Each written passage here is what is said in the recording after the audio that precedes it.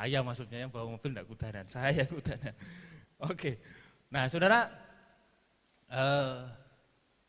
tema kita tahun ini adalah New Season of Blessings, yaitu musim-musim baru dengan berkat-berkat yang baru. Ya, saya sudah khotbahkan ini yang ketiga kali, pagi, siang, dan sore. Nah, bagi saudara yang sudah pernah dengar pagi ataupun siang, saudara boleh tutup telinga, tapi jangan keluar dari ruangan ini, kudanan. Nah, dengan memasuki tahun yang baru berjalan berapa? 27 hari. Dan kita akan memasuki hari-hari yang masih panjang di tahun ini. Dan mungkin juga tahun-tahun ke depan. Dan ketika kita memasuki hari yang baru, tahun yang baru, maka ada harapan baru. Nah, tahun yang lalu mungkin kita punya harapan yang belum kesampaian. Dan hari ini kita berharap bahwa Tuhan akan menolong kita. Kalau tahun yang lalu belum digenapi, harapan kita adalah tahun ke depan atau hari-hari ke depan Tuhan akan menolong kita, mengerjakan sesuatu sehingga kita ini memenuhi semua apa yang menjadi keinginan kita. Nah, saudara, kebanyakan orang itu ketika mengharapkan sesuatu kemudian tidak terjadi, itu kecewa. Nah, jadi kekecewaan itu muncul ketika apa yang terjadi tidak sesuai dengan apa yang kita harapkan. Nah, kemudian kita juga berpikir begini, bahwa keberhasilan, kesuksesan orang itu dinilai dengan sesuatu yang bisa diukur dengan materi, diukur dengan angka, diukur dengan apa yang bisa kita rasakan ataupun yang kita lihat. Kita berpikir bahwa orang yang punya rumah hebat, rumah besar itu atau rumah mewah adalah orang-orang yang sukses, kendaraannya bagus, mobilnya mewah, tabungannya banyak, itu adalah orang-orang yang diberkati Tuhan, berhasil dan sebagainya. Nah, enggak salah, itu memang sebagian dari berkat Tuhan. Tetapi seringkali kita salah atau mengecilkan nilai berkat yang sebenarnya Tuhan siapkan bagi kita. Dengan kata lain begini, kita salah mengukur berkat Tuhan. Nah, banyak orang salah mengukur berkat Tuhan tuh. Karena itu mari sore hari ini atau malam hari ini kita sedikit atau sebentar saja merenungkan sebagian dari firman Tuhan. Kita akan kembali kepada basic iman Kristen. Wawasan kita, pandangan kita tentang nilai berkat itu sendiri. Kita membuka Filipi pasal 3.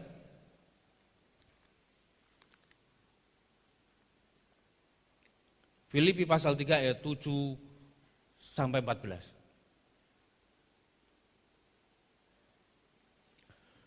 Filipi pasal yang ketiga ayat 7 sampai 14. Tetapi apa yang dahulu merupakan keuntungan bagiku, sekarang kuanggap rugi karena Kristus. Malahan segala sesuatu kuanggap rugi karena pengenalan akan Kristus Yesus Tuhanku lebih mulia daripada semuanya.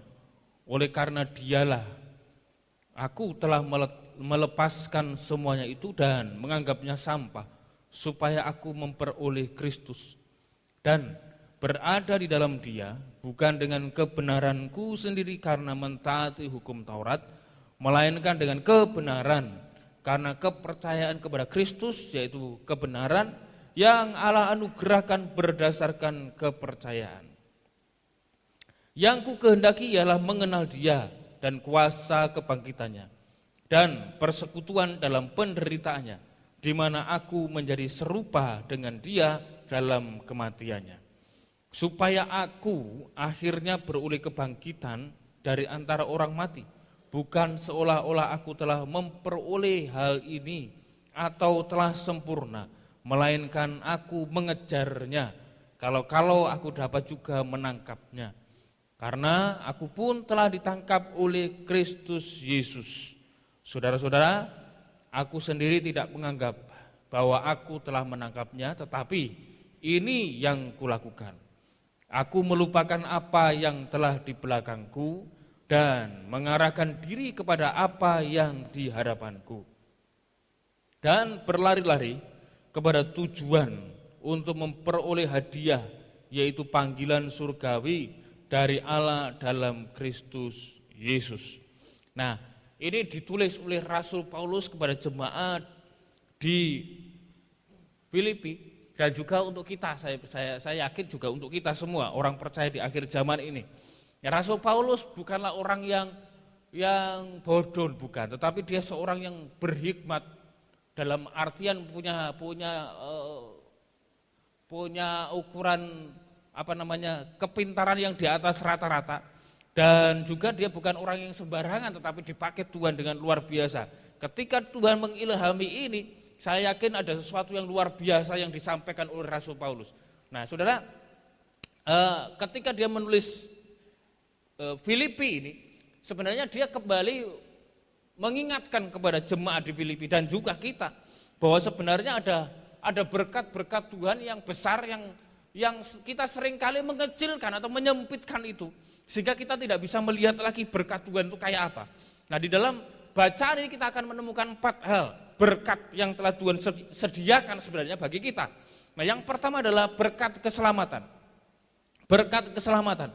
Kalau kita membaca ayat yang ke-5 sampai yang ke-9, maka kita temukan begini, bahwa Rasul Paulus adalah orang yang dulunya bukan anak Tuhan, dan kemudian dia menjadi anak Tuhan. Dia adalah seorang Farisi, disunat pada hari yang ke-8, mengikuti semua adat Yahudi dengan baik. Dan kemudian dia betul-betul menjadi Farisi di bawah bimbingan oleh seorang guru yang terkenal hebat pada waktu itu, yaitu Gamaliel. Jadi Rasul Paulus hebat, selain dia memang pintar, tapi dia juga dibimbing oleh seorang guru yang luar biasa banget pada zaman itu, namanya Gamaliel. Jadi ketika dia lulus dari perguruannya Gamaliel, dia bukan lagi menjadi Farisi yang biasa-biasa, tetapi dia Farisi yang di atas rata-rata. Bahkan kemudian dia paling menonjol di antara Farisi. Itu sebabnya Rasul Paulus berani ngomong bahwa dia mentaati hukum Taurat dengan tidak ada cacat sedikit pun. Nah, mari saya beritahu bahwa orang Yahudi itu memiliki peraturan-peraturan selain hukum Taurat. Dia juga memiliki peraturan untuk memagari hukum Taurat, sehingga orang Yahudi itu diharapkan tidak melanggar hukum Taurat. Kalaupun melanggar, itu melanggar batasan pagernya aja. Nah, peraturan-peraturan itu yang kemudian disebut sebagai peraturan atau tradisi yang pernah Yesus kecam. Orang-orang Farisi atau orang-orang Yahudi lebih memilih taat kepada hukum-hukum yang mereka bikin, yang mereka ciptakan sendiri, daripada mereka taat kepada Tuhan. Nah, ada 613 peraturan yang mereka bikin, 39 peraturan untuk hari Sabat dan 11 kebiasaan di hari Sabat. Dan semua peraturan-peraturan itu selain hukum Taurat, Rasul Paulus lakukan semua tanpa terkecuali. Jadi kalau dia ada ngomong berpuasa 1 minggu 3 kali atau 3 hari, dia lakukan itu. Perpuluhan dia kerjakan itu tanpa cacat. Yesus pun memuji, dalam artian begini, memang judulnya Yesus mengecam ahli Taurat, orang Farisi, tapi dia mengakui bahwa orang Yahudi itu saklek dengan perpuluhan. Jintan, telase itu dihitung. Ayo, jintan itu piye ngitungnya? Telase itu piye ngitungnya? Dihitung sama itu, gambaran bahwa mereka detail dengan itu. Mereka sangat memperhatikan itu. Dengan kata lain begini, orang-orang Yahudi adalah orang-orang yang betul-betul berusaha untuk mentaati hukum Taurat. Karena mereka berpikir begini, kalau mereka tidak mentaati hukum Taurat sedikit saja, itu artinya mereka sudah berdosa dan keluar dari kasih karunia Allah. Loh, itu mereka berpikir begitu. Itu sebabnya Yesus mengecam mereka karena mereka cuma melakukan adat istiadat, tapi mereka kehilangan hakikat ibadah. Mereka cuma melakukan liturgi ibadah, tetapi mereka kehilangan Tuhan di dalam ibadah itu. Nah, saudara, orang Yahudi sedemikian hebatnya melakukan hukum Taurat, termasuk Paulus. Paulus adalah Farisi yang paling menonjol pada waktu itu. Itu sebabnya tidak salah kalau Sanhedrin, mahkamah agama waktu itu, karena pemerintahan Yahudi itu diperintah bukan oleh seorang presiden, sebenarnya bukan oleh seorang raja juga, bukan, tetapi oleh imam besar. Ya, saya sedikit aja kasih informasi ya. Jadi pemerintahan politik dan pemerintahan agama itu jadi satu di tangan imam besar. Nah, ada Herodes, itu adalah penjajah Roma yang mengangkat. Jadi ini sedikit aja informasi. Nah, jadi betapa hebatnya Paulus pada waktu itu.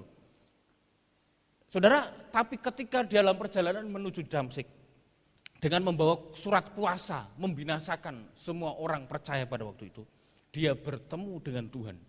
Dan ketika dia bertemu dengan Tuhan waktu itu, maka dia sadar bahwa kebenaran yang dia miliki, pengetahuan yang dia punya, status yang hebat yang disandang oleh dia, itu tidak ada artinya ketika dia berjumpa dengan Tuhan. Itu sebabnya Rasul Paulus menulis begini, segala sesuatu ku anggap rugi ketika dia berjumpa dengan Tuhan. Semua masa lalunya itu sampah, dalam terjemahan lain itu tai, kotoran.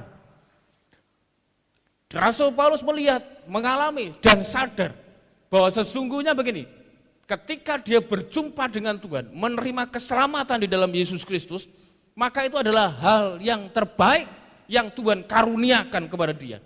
Itu adalah berkat terbesar yang Tuhan beri kepada Rasul Paulus.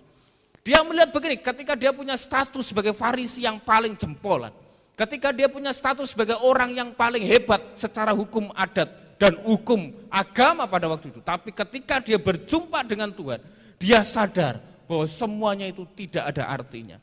Dan ketika dia berjumpa dengan Tuhan, dia sadar bahwa kebenaran yang dia lakukan, hukum yang dia pernah kerjakan untuk mencapai kebenaran hidup kekal di dalam Tuhan, itu tidak ada artinya. Karena ternyata kasih karunia, berkat keselamatan, itu bukan diperoleh karena kita hebat, bukan diperoleh karena kita benar, bukan diperoleh karena kita bisa melakukan sesuatu, bukan diperoleh karena kita hebat di dalam ibadah, enggak, tetapi oleh karena kasih karunia Tuhan. Nah, saudara, di dalam Roma pasal yang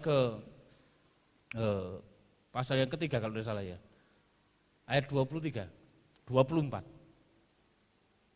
Ya, Roma 3, 22, 23, 24, karena semua orang telah berbuat dosa dan telah kehilangan kemuliaan Allah. 24, tetap, kok Yeremia? Roma 3, 24. Ya, ini 23-nya, 24-nya. Ya, dan oleh kasih karunia telah dimerdekakan dengan cuma-cuma karena penebusan dalam Kristus Yesus. Jadi semua orang itu sudah kehilangan kemuliaan. Artinya begini, semua manusia sejak jatuh dalam dosa, dia sudah kehilangan gambar Allah di dalamnya. Dan orang itu sudah semuanya menuju kepada neraka, hukuman kekal. Tetapi di sini perhatikan, karena kasih karunia Tuhan cuma-cuma diberikan kepada kita, asalkan kita percaya kepada Yesus. Bukan karena kita melakukan sesuatu, bukan karena kita hebat, bukan karena kita punya status sosial, bukan karena kita punya uang banyak, maka Tuhan kemudian memberikan keselamatan kepada kita. Bukan, tetapi oleh karena kasih karunia Tuhan. Nah saudara, berapa banyak dari kita orang percaya yang tidak menghargai ini? Kita berpikir begini, bahwa kita sudah cukup jadi orang percaya. Karena kita ini sudah dari dulunya jadi orang percaya. Salah. Mari kita renungkan begini, bahwa ada begitu banyak orang yang tahu Yesus, tetapi tidak banyak orang yang menjadikan Yesus sebagai Tuhan dan Juru Selamat. Dan kalau kita hari ini mengaku bahwa Yesus Kristus adalah Tuhan dan Juru Selamat kita, itu adalah berkat terbesar yang Tuhan beri kepada kita. Seringkali kita menganggap bahwa berkat keselamatan itu biasa-biasa. Seringkali kita berpikir kalau kita jadi anak Tuhan itu biasa-biasa. Ya sudah, memang begitu. Salah. Kalau kita bisa menjadi anak Tuhan, menjadikan Yesus Tuhan dan Raja kita, itu adalah anugerah terbesar. Kita tidak bisa mencapai itu, tidak bisa. Tapi itu diberikan kepada kita. Jadi Tuhan yang pertama sebenarnya memberikan berkat kepada kita adalah berkat keselamatan. Itu fondasi hidup kita, tidak bisa digantikan oleh apapun. Jangan pernah mengecilkan keselamatan. Jangan pernah mengecilkan berkat keselamatan. Enggak. Dulu kita berdosa dalam hukum dosa, menuju pada kebinasaan. Tetapi oleh karena kasih karunia Tuhan, kita dibenarkan, posisi kita berubah. Dan kita tidak lagi menuju kebinasaan, tetapi hidup kekal bersama dengan Dia. Itu adalah berkat keselamatan dan tidak mungkin tergantikan oleh apapun. Karena itu pegang iman kita kepada Tuhan. Jangan pernah lepaskan itu. Kemudian yang kedua, berkat yang kedua. Berkat yang kedua adalah berkat hubungan. Di dalam Filipi tadi, ayat yang ke Filipi 3, Filipi ayat yang ke-10.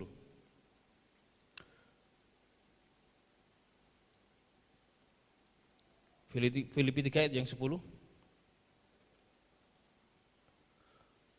Ya, yang kukehendaki ialah mengenal Dia dan kuasa kebangkitannya dan persekutuan dalam penderitaannya, di mana aku menjadi serupa dengan Dia dalam kematiannya.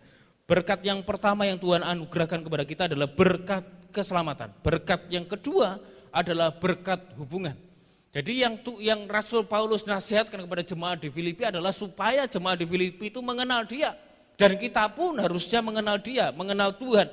Nah, kata mengenal itu menggunakan kata gnosko. Gnosko yang berarti aware, pengetahuan, kesadaran, kesungguhan, pemahaman akan Tuhan.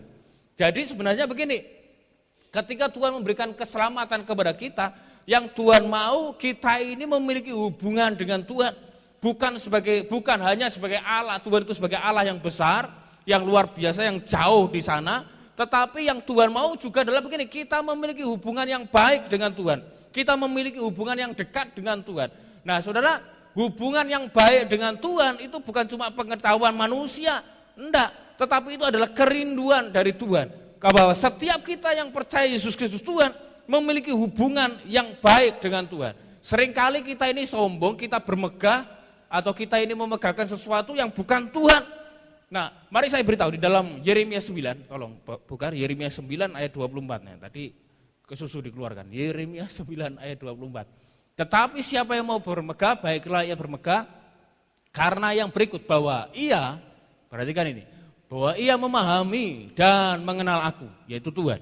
Bahwa akulah Tuhan yang menunjukkan kasih setia, keadilan dan kebenaran di bumi. Sungguh semuanya itu kusukai, demikianlah firman Tuhan. Nah, saudara, dari sini kita ketahui bahwa kalau kita bermegah, maka jangan kita memegahkan sesuatu yang bukan Tuhan, tetapi malah kita bermegah karena kita sebagai anak Allah. Kita bermegah karena kita memiliki hubungan yang istimewa dengan Tuhan. Nah, keistimewaan inilah kita megahkan. Ada begitu banyak orang yang susah sekali berhubungan dengan Tuhan. Mereka harus melakukan sesuatu untuk bisa berjumpa dengan Tuhannya. Tetapi kita orang percaya ini diberikan kemudahan, diberikan berkat hubungan. Artinya begini, ada hak istimewa bagi kita untuk bisa berhubungan dekat dengan Tuhan yang jauh, yang besar, yang tidak mungkin terjangkau oleh manusia. Tetapi Dia adalah Allah yang mengasihi kita, sehingga Dia memberikan dirinya dan memberikan kesempatan bagi setiap kita tanpa terkecuali untuk berhubungan dekat dengan Allah pencipta alam semesta ini. Dan kemudian Dia mau dipanggil sebagai Bapa dan mengakui kita sebagai anak. Nah, saudara, tidak ada konsep seperti itu. Allah besar, jauh, tiba-tiba menjadi Bapa. Jadi sebenarnya begini, hubungan Bapa dengan anak, hubungan kita sebagai anak dan Allah sebagai Bapa kita, itu adalah hubungan pribadi dengan pribadi. Membutuhkan sentuhan pribadi dengan pribadi. Ketika kita berdoa, ketika kita menyembah Tuhan, ketika kita memuji Tuhan, ketika kita beribadah kepada Tuhan, sebenarnya begini, yang Tuhan mau adalah kita bersentuhan dengan Tuhan, kita berjumpa dengan Tuhan. Kita memiliki seperasaan dengan Tuhan. Kita dekat banget dengan Tuhan. Kita mengenal Dia, kita sadar tentang Dia. Kita mengenal pikirannya, kita mengenal perasaannya, kita mengenal apa yang seharusnya kita kerjakan. Karena Tuhan menginginkan kita mengerjakan. Nah, saudara, sayangnya begini, kita sebagai orang percaya yang sebenarnya sudah diberikan berkat hubungan ini, hak istimewa untuk kita berjumpa dengan Sang Pencipta kita abaikan, kita anggap sepi, kita berpikir memang orang Kristen itu memanggil Allahnya sebagai Bapa. Cuma begitu dok, itu salah. Salah. Kalau anaknya Pak Johan ini manggil saya Papa, itu keliru, kebacut. Seharusnya yang dipanggil Papa kan Pak Johan kan begitu. Nah, itu adalah hubungan. Artinya adalah hubungan perasaan, hubungan batin, ada hubungan tindakan, ada gen di sana. Nah, saudara, maksudnya adalah begini, bahwa kalau kita ini menjadi anak Tuhan, maka seharusnya kita mengenal Bapa, mengenal perasaan Bapa, mengenal pikiran Bapa, dan kemudian kita bertindak seperti apa yang Tuhan mau. Istri saya melahirkan 2 kali, pernah juga keguguran. Dan semuanya saya tahu prosesnya. sebelum melahirkan anak pertama pernah keguguran. Waktu itu saya di late call, saya lagi diskusi sama Bapak Gembala. Saya lupa mengerjakan apa, kalau tidak salah BPD, soal BPD itu hari Senin. Jadi kadang-kadang kami tidak libur kalau Senin. Kemudian tiba-tiba ditelepon, waktu itu salah satu guru telepon, ndango nang sekolah, kena apa? Istrinya pingsan. Saya pikir kenapa? Istri saya ini super kuat, saya pikir gitu, enggak pernah loro. Tiba-tiba kok pingsan aneh gitu. Kemudian saya datang ternyata sih enggak pingsan, cuma setengah mati. Dibawa ke rekso. Jadi kemudian mau dikiret ke keguguran. Nah, waktu saya di luar. Saya di luar menunggu. Tiba-tiba dia keluar bawa infus. Duh, dek makoyone kok loro lemes ngono, saiki nggawa infus keluar. Ngopo? Meh pipis. Lho. Itu tempat tidurnya kan agak tinggi. Turun dewe. Bawa infusnya ke kamar mandi. Sama dokternya di sana ini. Enggak boleh begini. Itu kehebatan istri saya. Jadi ketika dia melahirkan, saya tahu persis proses melahirkannya kayak apa. Dari mulai dia sakit di rumah, di sana, kemudian bagaimana dia ngeden ya. Apa namanya? Saya kok lupa sih namanya, Pak. Ya seperti itu. Karena susah, disontek lah, diapalah, enggak mempan-mempan. Mbok kenapa enggak mempan-mempan? Sampai kesakitan. Yang pertama itu saya tinggal, anak saya pertama. Sore periksa, malam jam 11 masuk, kemudian sampai semalaman cuma buka 3 kalau tidak salah. Iki setengah mati, kemudian jam 5 saya ngomong begini, aku tak mulai dhisik ya, meh khotbah ini. Waktu itu saya tugas pagi. Setelah saya khotbah, tugas pagi baru waktu itu mimbarnya di sana. Saya di sini nih, posisi di sini. Kemudian telepon dia. Ko, ndek, saya lagi medun, Reneo. Ya sudah, saya ke sana. Ternyata masih buka 6 kalau tidak 5. Suwene minta ampun. Nah, kemudian Pak Endro yang semua ibu-ibu juga ke sana, ibu gembala ke sana, Pak Endro yang menunggu sampai sore anak saya melahirkan. Dan kemudian saya tahu persis bagaimana mengerangnya dia, kesakitannya dia, keluarnya bayi itu keluar kayak apa saya tahu. Saya bantu semuanya. Dan saya begitu anak saya keluar saya lihat koyo opo. Dari kepala sampai bawah saya lihat semua. Dan sampai sekarang saya hafal tuh titik komanya. Tubuh dua anak saya tahu. Saya tahu prosesnya. Saya tahu apa yang dilakukan bidan, sampai sekarang saya tahu. Nah, saya memperhatikan itu, saya memperhatikan karakter anak-anak saya mulai dari bayi sampai sekarang. Saya melihat dia, kalau yang pertama ini harus didisiplin, nah, saya pikir begitu. Kalau udah didisiplin dengan rodok kenceng, mungkin rodok gelior, oke geliornya ini. Nah jadi agak disiplin, karena di Rockman, yang belum ikut Rockman ya, Rockman itu diajari begini. Anak itu kalau diberikan kasih sayang yang tinggi, disiplin rendah, kurang ajar. Jadi nanti medeni, sing ndak enak orang tuanya di kemudian hari. Kalau disiplinnya tinggi, kasih sayangnya rendah, itu juga yang repot orang tua. Jadi anak yang terus ndak karu-karuan juga. Yang benar adalah disiplin tinggi, kasih sayang juga harus tinggi. Jadi seimbang. Nah, saudara, jadi kadang-kadang ya kalau nakal ya tak pukul, kalau nakal ya tak marahi. Tapi saya biasanya sebelum saya marahi dia sudah tahu kalau saya marah nangis duluan. Nah artinya begini, dia mengerti perasaan saya. Kalau saya sudah melihat mendelik begitu, dia sudah tahu ini bapakku ngamuk ini. Dia tahu nih kesalahannya apa, dan dia sudah mulai merayu bapaknya. Artinya begini, seharusnya kita sebagai anak dan Tuhan sebagai Bapa, kita ini mengerti perasaan Bapa. Kita mengerti bagaimana pikiran Bapa dan kita melakukan tindakan-tindakan seperti yang Bapa mau. Nah, banyak dari kita yang enggak begitu, kita cuek aja. Ibadah yang ibadah, berdoa yang berdoa, memuji Tuhan yang memuji Tuhan, seperti seremoni biasa, seperti upacara biasa, dan kita tidak merasakan apa-apa di dalamnya. Dan Tuhan sangat kecewa apabila kita tidak berjumpa dengan Dia. Nah, karena itu mari saya beritahu bahwa miliki hubungan yang baik dengan Tuhan. Miliki hubungan yang baik dengan Tuhan. Dengan begitu kita akan mengerti siapa Bapa kita. Nah, saya tulis begini. Hubungan Bapa dan anak bukanlah hubungan formal, tapi kedekatan perasaan, pikiran, dan tindakan. Nah saudara, seberapa besar pengenalan kita akan Tuhan, maka sebesar itu pula lah kita dapat berpikir, kita beriman, dan mengalami Tuhan dalam hidup kita.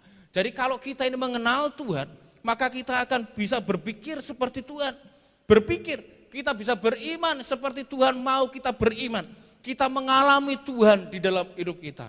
Nah ada banyak dari kita yang tidak mengerti bagaimana Tuhan bisa berkarya dalam hidup kita. Kalau ada orang yang bersaksi kita ngomong, wah hebat ya, wah hebat, mujizat Tuhannya luar biasa. Tetapi kita tidak mengalami Tuhan, kita tidak mengalami pertolongan Tuhan, kita tidak memiliki iman yang besar seperti itu. Beberapa waktu, Jumat kemarin Bapak Gembala melayani di Polres Kabupaten, sudah lama sekali tidak ke sana. Kemudian ke sana, saksi, beliaunya saksi. Dan kemudian ada seorang perwira polisi ngomong, selesai ibadah, Pak, saya kok kepingin punya punya iman seperti itu ya. Piye caranya? Loh, iman seperti itu dalam hati saya gini. Seharusnya kalau kita memiliki hubungan yang baik dengan Bapa, kalau kita ini dekat dengan Bapa, kalau kita mengenal Bapa, maka kita akan bisa berpikir seperti Bapa berpikir. Kita memiliki iman seperti apa yang Tuhan mau, kita memiliki iman itu. Dan kita akan mengalami Tuhan di dalam hidup kita. Dan kalau kita tidak mengalami Tuhan dalam hidup kita, itu artinya begini, ada sesuatu yang salah dengan hubungan kita dengan Tuhan. Sekali lagi, kalau kita tidak mengalami Tuhan di dalam hidup kita, itu artinya bahwa ada sesuatu yang salah di dalam hubungan kita dengan Tuhan. Kalau ada orang yang piye sih rasanya mujizat Tuhan, piye sih pertolongan Tuhan. Nah, itu artinya begini, kita salah berhubungan dengan Tuhan. Kita tidak mengenal Tuhan dengan baik. Nah, Saudara, itu sebabnya kalau kita ini memiliki hubungan yang baik dengan Tuhan, doa kita yang sesederhana apapun pasti didengar oleh Tuhan. Pasti didengar oleh Tuhan. Nah, ada kesaksian, ini kisah nyata. Saya sudah 3 kali nih ngomong atau menceritakan ini. Seorang ibu yang kumuh maksudnya ya, ibu yang dandanannya enggak bagus lah gitu ya. Nama ibu ini adalah Louise Redden. Louise Redden ini seorang ibu punya satu suami, suaminya sakit. Dan karena sakitnya itu suaminya tidak bisa bekerja dengan baik. Dan ibu ini punya 7 orang anak. 7 orang anak, saya ini baru 2 dan rasa-rasanya enggak mau nambah lagi. Ruwet. Nah, saudara ini 7, bisa dibayangkan suaminya sakit, enggak bisa bekerja, anaknya 7. Bisa dibayangkan bagaimana kebutuhannya.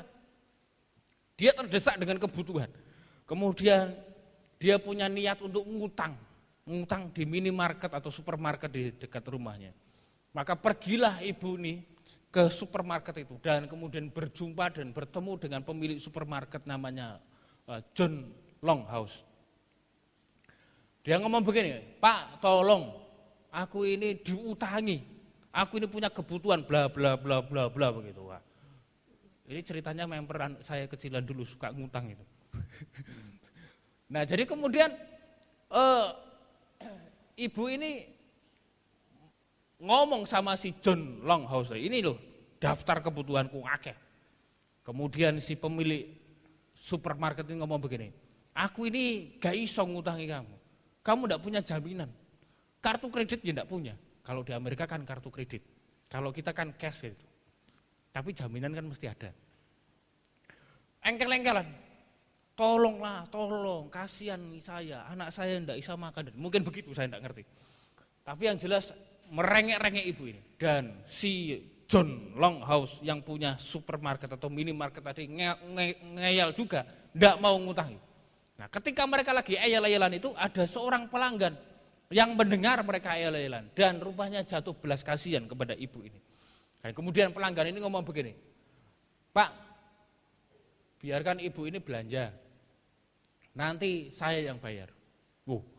Yang punya minimarket ini gengsi, masa aku dibayari rek, masa itu dibayari sama pelangganku gengsi.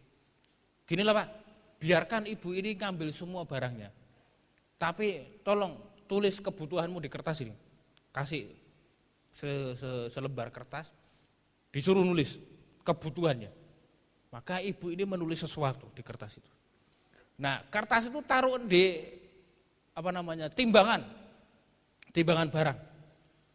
Kemudian kalau ambil kebutuhanmu sesuai dengan beratnya kertas itu. Mudeng enggak? Masuk akal enggak kira-kira? Bu Bila yang suka nimbang-nimbang kertas, Bu, ditaruh di timbangan. Seberat kertas itu, seberat itu pula kebutuhan yang boleh dibawa ibu ini. Enggak masuk akal kan? Tapi begitu kertas ini ditaruh di timbangan barang itu, tiba-tiba saja angka jarum di timbangan itu langsung ke angka yang paling tinggi. Seret. Bingung yang punya minimarket dulu, kok iso ya? Oleh tekan ndi? Tapi karena dia sudah kadung ngomong begitu ya, si Ibu Louis tadi langsung ngambil barang-barang kebutuhannya, seneng deh. Taruh di bruk, ditaruh di timbangan. Si pemilik ini bingung, penasaran, sakjane ibu ini nulis apa ya? Si pelanggan itu mesam-mesem, wah ini ajaib, pikirnya begitu. Penasaran, dilihat tulisan ini tulisan apa kira-kira? Apa gula, beras ngono. Ternyata setelah dilihat tulisannya begini. Ibu itu menulis begini, Tuhan, Engkau tahu kebutuhanku. Aku serahkan hidupku ke dalam tangan-Mu. Sudah itu tok. Kertas dulu isinya itu. Tapi beratnya minta ampun. Dan kemudian ibu ini bawa pulang semua kebutuhannya. Dan kemudian ketika dia mau pulang, dikasih tip lagi sama pelanggan yang baik hati, $50. Katanya orang-orang yang suka pergi ke Amerika, $50 itu sekitar 450.000. Saya enggak tahu. Nah, saudara, si pemilik ini penasaran. Sakjane opo sama timbanganku sama kertas. Mosok kertasnya abote koyo ngono. Kemudian didelok sama dia, dilihat sama dia. Ternyata ketika kertasnya tadi ditaruh di situ, timbangannya itu jebol alias rusak. Artinya begini, jangan pernah remehkan doa sesederhana apapun. Ketika kita ini memiliki hubungan yang baik dengan Tuhan, dekat dengan Tuhan, maka ketika kita berdoa sesederhana apapun, Tuhan akan menjawab doa kita. Karena itu mari kita memiliki hubungan yang baik dengan Tuhan, intim dengan Tuhan. Jangan pernah remehkan doamu, jangan pernah remehkan pujian yang kau naikkan kepada Tuhan. Jangan remehkan ibadah.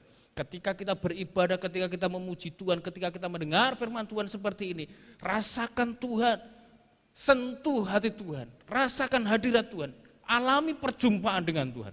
Maka engkau akan memiliki hubungan yang baik dengan Tuhan. Ketika kita berdoa sedikit aja, sesederhana apa, mungkin kita tidak bisa ngomong banyak, sederhana saja. Tapi percayalah, doa yang dinaikkan oleh orang yang memiliki hubungan intim dengan Tuhan, didengar oleh Tuhan dan dijawab oleh Tuhan. Nah, itu yang kedua, berkat yang kedua. Berkat yang pertama tadi berkat keselamatan, berkat yang kedua adalah berkat hubungan. Kembali ke Filipi pasal 3 ayat yang ke-10. Berkat penderitaan. Wah, penderitaan kok berkat? Enggak enak. Yang ku kehendaki ialah mengenal Dia dan kuasa kebangkitannya dan persekutuan dalam penderitaannya, di mana aku menjadi serupa dengan Dia dalam kematiannya. Nah, saudara, ternyata persekutuan dalam penderitaan itu dimaksud adalah partisipasi. Jadi maksudnya adalah kita ini diberikan kesempatan untuk menikmati sedikit saja penderitaan Kristus. Berkat penderitaan di sini adalah yang dimaksud adalah ketika kita ini dibawa Tuhan, diizinkan oleh Tuhan mengalami sedikit saja kesulitan, persoalan, itu artinya kita diberikan kesempatan untuk mencicipi sedikit penderitaan dari Kristus. Kristus adalah Allah, Dia Tuhan sendiri, Dia menciptakan alam semesta. Tetapi oleh karena kasih karunia-Nya, karena kasih-Nya kepada kita, maka Dia rela mengambil rupa sebagai hamba, kata Filipi pasal yang kedua. Dan Dia mengambil rupa sebagai hamba, menderita, bahkan menderita sampai mati di kayu salib. Artinya adalah begini, Dia sangat menderita. Sebagai Allah, dia tidak mungkin sebenarnya dia menjadi manusia. Tetapi karena dia mengasihi kita, maka dia rela menderita. Nah, Rasul Paulus mengingatkan kepada jemaat di Filipi dan juga kita. Selain kita sebenarnya sudah menikmati berkat keselamatan, berkat hubungan, juga berkat penderitaan. Jadi ketika kita dalam ujian, dalam persoalan, dalam masalah, itu bukan berarti bahwa kita tidak dikasihi oleh Tuhan. Bukan berarti Tuhan benci kepada kita. Bukan berarti Tuhan menghukum kita, bisa saja begitu. Tetapi yang dalam konteks ini adalah begini, Tuhan kepengen kita ini mengerti bahwa ketika kita ini mengalami penderitaan, itu artinya kita sedang menikmati sedikit saja dari penderitaan Kristus. Itu bukan hukuman. Dan mari saya beritahu bahwa penderitaan yang Tuhan izinkan terjadi kepada kita, masalah yang terjadi dalam hidup kita, itu bukan bermaksud untuk menghancurkan kita, membunuh kita, meremukkan kita, membuat kita tidak karu-karuan, bukan. Tetapi Tuhan mengizinkan supaya kita ini bermegah di dalam penderitaannya. Roma 5 ayat 1 sampai 3.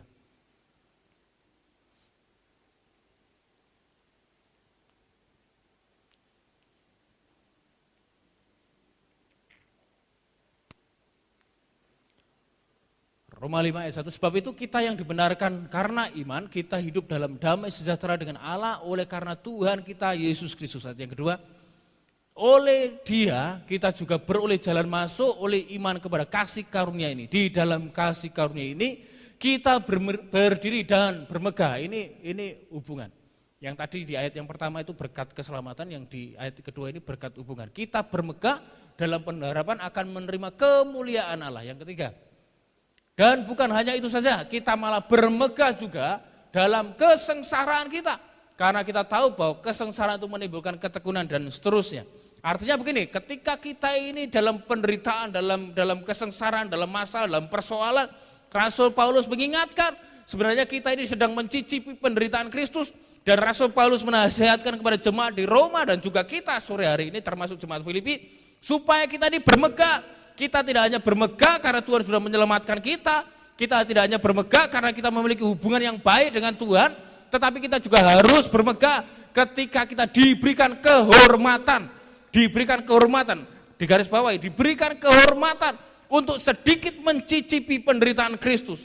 Jadi ketika kita menderita, bukan karena nyolong, bukan karena korupsi, tapi karena Kristus, maka kita harus bermegah. Nah, saudara, berapa banyak dari kita orang percaya yang cengeng banget ketika kita sedang menghadapi persoalan. Kita berpikir bahwa kita adalah orang yang paling menderita di dalam dunia ini. Kita berpikir kita adalah orang yang paling soro di dunia ini. Kita berpikir hidup kita ini adalah hidup yang tidak layak dan paling kacau di dunia. Mari saya beritahu bahwa kalau kita hidup di dalam Tuhan, benar di hadapan Tuhan, tetapi kita menghadapi persoalan, itu artinya begini, kita seharusnya bermegah karena Tuhan memberikan kesempatan kepada kita menikmati sedikit dari penderitaan Kristus. Jangan lagi jadi orang yang cengeng dan menganggap hidup kita paling menderita di dunia. Tapi mari kita bersyukur bahwa kita diberikan kehormatan oleh Tuhan untuk mencicipi sedikit saja dari penderitaan Kristus. Saudara, di Wahyu itu ada 7 jemaat yang ditulis, yang dipuji oleh Tuhan. Nah, salah satu jemaat di situ adalah jemaat Smyrna. Saya belum pernah ke Asia Kecil, tapi saya membaca dari 7 jemaat itu cuma 1 yang tersisa sampai dengan hari ini. Yang 6 jemaat itu sudah tidak ada ceritanya. Petilasan pun tidak ada. Tapi ada 1 jemaat, namanya jemaat Smyrna. Jemaat Smyrna itu masih ada sampai dengan hari ini. Petilasannya ada. Kenapa? Karena ternyata begini, jemaat Smyrna adalah jemaat yang mampu bertahan di dalam penderitaan. Ketika ada penderitaan yang luar biasa di Asia Kecil, di Turki sekarang, maka 6 jemaat ini tidak bisa bertahan, tidak bisa mempertahankan imannya. Cuma jemaat di Smyrna yang mampu mempertahankan imannya. Nah, ada 1 uskup di Smyrna itu, namanya Polikarpus. Polikarpus itu bukan yang pilot Garuda itu ya, yang dituduh oh Pak Aziz, bunuh Munir ya. Ya, bukan itu Polikarpus yang lain. Ini Polikarpus di zaman gereja mula-mula. Nah, Polikarpus itu umurnya 80 tahun pada waktu itu. Dan kemudian dia ditangkap. Karena anak Tuhan atau orang percaya kan dikejar-kejar. Ditangkap, kemudian ditanya begini Polikarpus. Polikarpus, kira-kira wis tuwek ngono. Kira-kira begitu kira-kira. Ayo, pengen urip apa pengen mati? Nek pengen urip sangkali Tuhan. Polikarpus jawabnya begini. Keren banget jawabannya. Jawabnya begini. Selama 80 tahun Tuhan itu tidak pernah mengecewakan aku. Masa aku sekarang ini mengecewakan Tuhan dengan menyangkal dia? Loh, saya tanya, kira-kira selama 80 tahun hidup Polikarpus itu enak apa enggak? Kok enggak enak? Lebih sorowan Polikarpus daripada kita. Serius, waktu itu orang percaya itu dikejar-kejar kok. Tapi dia berani ngomong bahwa selama 80 tahun hidupku Tuhan tidak pernah mengecewakan aku. Masakan aku mengecewakan Tuhan dengan menyangkal dia? Ngamuk pemerintahan waktu itu. Kemudian Polikarpus dibawa ke alun-alun.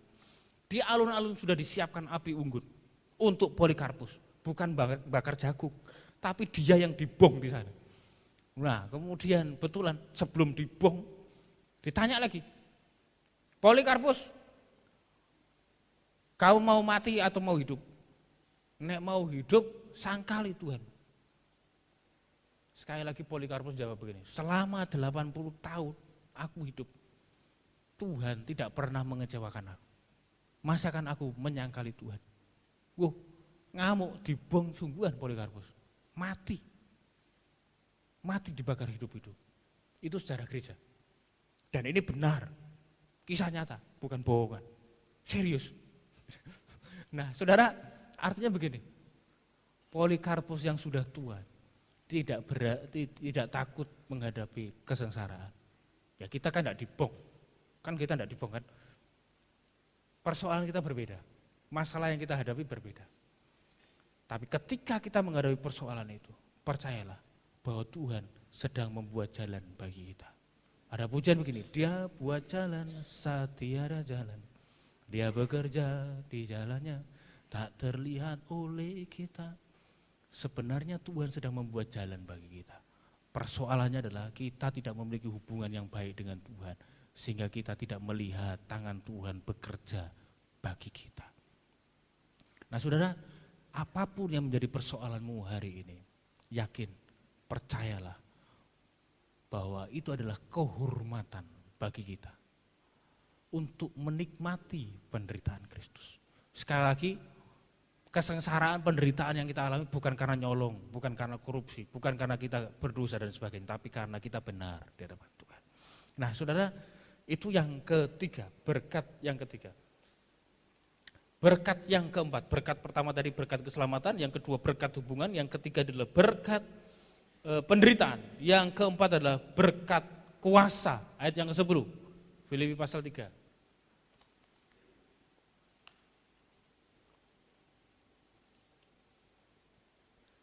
Filipi pasal 3 ayat yang 10, yang kukehendaki adalah mengenal dia dan kuasa kebangkitannya dan persekutuan dalam penderitaannya, di mana aku menjadi serupa dengan dia dalam kematiannya. Nah saudara, ini adalah berkat kuasa. Jadi rupanya begini, setiap orang percaya, setiap orang yang mengaku Yesus Kristus Tuhan adalah orang-orang yang diberkati dengan kuasa Tuhan. Kuasa di situ ditulis dengan kata dunamis, atau di bagian lain disebut juga dunamos, sama artinya. Ini adalah kuasa yang dari Tuhan, kuasa khusus untuk membuat mukjizat. Artinya begini, semua orang percaya adalah orang yang diberikan kemampuan oleh Tuhan, kelimpahan, kehebatan oleh Tuhan. Dan semua orang percaya adalah orang-orang yang mempunyai kuasa khusus untuk membuat mukjizat. Dan kalau kita hari ini sedang menghadapi persoalan, percayalah bahwa kita adalah orang-orang yang dimampukan Tuhan untuk mengatasi persoalan itu. Kita bukan lagi cengeng, tetapi kita adalah orang-orang yang hebat, yang mampu menembus batas-batas kesulitan yang sebenarnya kita tidak mampu kuasai. Nah saudara, kalau hari-hari ini kita menghadapi sesuatu yang sulit, yang tidak bisa kita cerna dengan pemikiran kita, yang tidak bisa kita atasi dengan kemampuan kita, yang tidak bisa kita prediksi dengan kemampuan dan pengalaman kita. Percayalah bahwa setiap orang percaya adalah orang-orang yang memiliki dunamos ini, kuasa khusus untuk membuat mukjizat. Tuhan sudah memberikan kemampuan kepada kita, setiap kita tanpa terkecuali diberikan kemampuan oleh Tuhan. Kita adalah orang-orang yang hebat, bukan orang-orang sembarangan lagi, karena di dalam kita, di dalam diri kita semuanya adalah ada kuasa khusus, kuasa yang mampu mengatasi persoalan kita. Jadi artinya begini, tidak ada orang percaya yang dikalahkan oleh persoalan hidup. Kalaupun Tuhan mengizinkan kita menghadapi sesuatu yang sulit, sekali lagi itu kehormatan, tetapi itu juga adalah PR bagi kita untuk menguji seberapa hebatnya kemampuan kita. Kalau kita hebat, kalau kita memiliki hubungan dekat dengan Tuhan, kita mengenal Tuhan, kita tahu kuasa yang ada dalam diri kita, maka kita akan cakap menanggung segala persoalan hidup. Itu orang percaya. Orang percaya adalah orang yang cakap menanggung persoalan-persoalan. Cakap mengatasi persoalan-persoalan. Karena Tuhan sudah memberikan dunamos, kemampuan, kehebatan bagi kita. Saudara, lebih daripada pemenang, itu predikat yang Tuhan beri kepada kita. Artinya adalah kita betul-betul orang yang mengatasi segala persoalan hidup. Tidak ada kesulitan yang mampu mengalahkan kita. Tidak ada kesulitan yang mampu menindas kita. Tidak ada kesulitan yang menghancurkan kita. Karena kita adalah orang-orang hebat di dalam Tuhan. Di dalam diri kita ini ada kekuasaan, ada kekuatan yang luar biasa, ada kemampuan, ada kecakapan yang Tuhan perlengkapkan kepada kita. Masalahnya adalah begini, kita tidak mengerti itu, kita tidak pahami itu, dan kita tidak merasa ada kekuatan yang luar biasa. Kenapa? Karena kita tidak memiliki hubungan dengan Tuhan. Nah saudara, saya tutup dengan sebuah ilustrasi.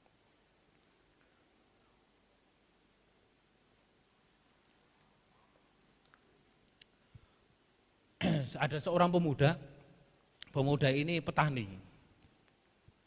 Petani ini seperti biasanya kalau petani macul di sawahnya. Ketika dia lagi asik macul-macul begitu, jadi tutup dulu kitabnya. Ada ayat lagi. Saya ngomong ditutup gitu terus ditutup kabel kitabnya.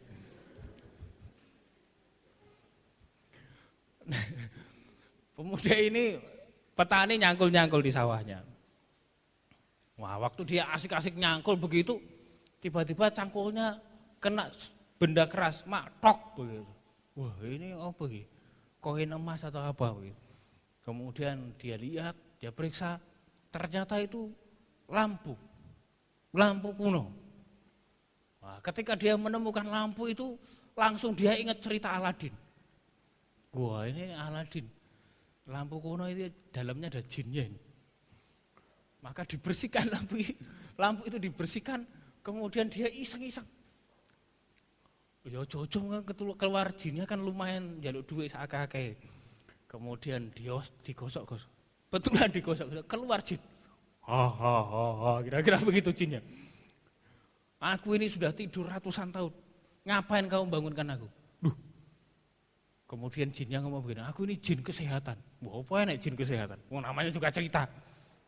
Kemudian jinnya ngomong begini, aku sudah bangunkan ini. Sekarang kamu tak kasih 4 hari kesehatan. Karena dia jin kesehatan. 4 hari kesehatan buat kamu dan keluargamu. Kemudian, ayo pikir baik-baik, hari apa aja? Hari Minggu, hari Senin, hari Selasa, atau hari apa? Kemudian si pemuda ini mulai berpikir kira-kira hari apa ya naik. Dan kemudian dia menetapkan hari. Nah, saya dapatkan ilustrasi ini dari internet, Pak Bob yang biasanya browsing. Nah, pas menyebutkan ini kurang ajar sih nulis ini, pakai bahasa Mandarin. Jadi saya tidak ngerti. Saya terpaksa minta tolong istri saya. Apa arti ini? Nah, dia ngomong begini. Ya wis, aku minta 4 hari. 4 hari itu adalah Cuntian. Cuntian itu musim semi. Saya keliru mocone mungkin ya.